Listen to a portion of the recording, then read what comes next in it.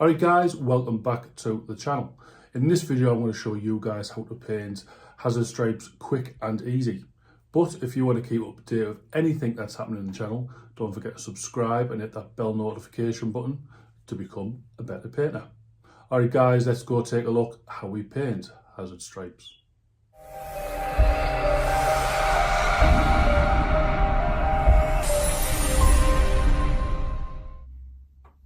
Right guys, so I'm going to show you how to paint some Hazzard stripes. So we're going to just check this back part here.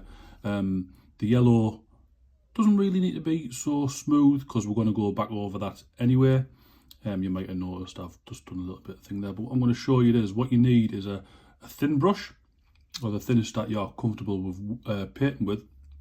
Black needs to be watered down correctly, so what I'd use is maybe like a brush full of the black and then two brushes of water, or your medium, whatever you're going to use. I would recommend putting down your yellow first because it is a lot easier to put down black or a darker colour over a lighter colour. If you do the lighter colour over a darker colour, you're going to have to do a lot more layers. So what we do, brace yourself, try and get your hands as close as you can to together, and brace yourself on the desk if you've got wobbly hand syndrome. But yeah, and then what you do is basically just paint the line. Now, a little trick that I like to do is before I even put the brush to the model, just do a few practice lines. Now that might seem a bit weird, like why do that? But I don't know if you notice or any of you follow golf or anything like that. They practice their swing before they hit the ball because they are visualising where they want that line to go. So look, I'm not even touching the model yet. I'm just visualising where I want it to go. And then once I do, there we go. Now, this paint's drying up a little bit, but let's add a touch more water and we will be good to go. Try and get them spaced out evenly if you can. If you don't, then that's fine. So there we go. So now what I'm going to do, it's just a question of filling in these black parts.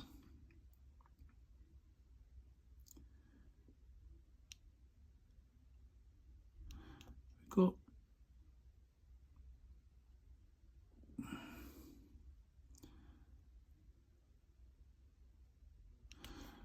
And that is Hazzard land.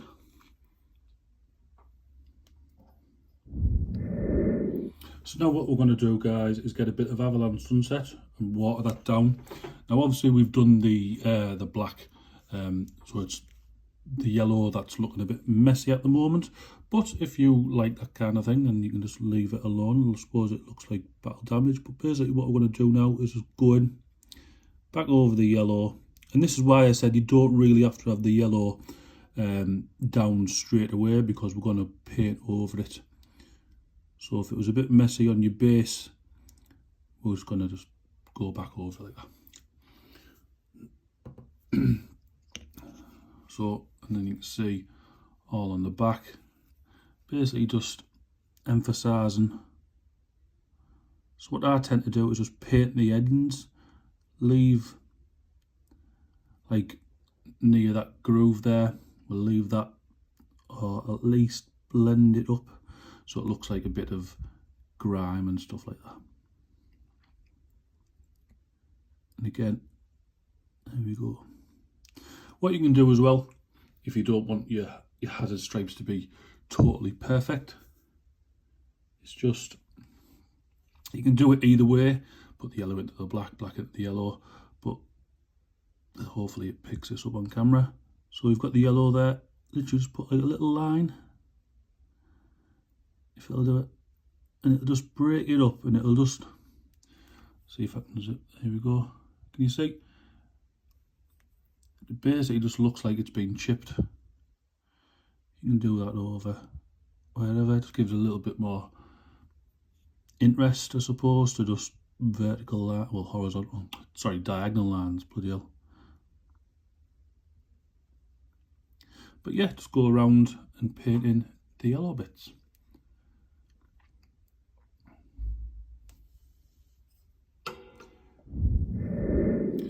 So guys, that is your Hazzard stripes for Iron Warriors. That's what it looks like on the model itself. As you can see there at the bottom, just leave that little bit and try and paint in the middle, just so it looks like a bit of shadow. Another way you can do this, guys, is you could paint on your yellow first, then paint on your black, wash your full model, so then you automatically get that the shade around the yellow bit, and then jobs are good. But like I say, I think I've found a nice easy way. The key points for this are brace your hands if you have got shaky hands, and thin your paints down correctly, and use the smallest brush that you're comfortable painting with, basically. I tend to use Army Painters brushes just because I like them, and for this I used a Wargamer character brush. It just has a nice point, so obviously yeah, your brushes must have a point on them. Alright guys, thanks for watching. Don't forget to like, comment and subscribe for more videos on how to become a better painter, and I'll see you all on the next one.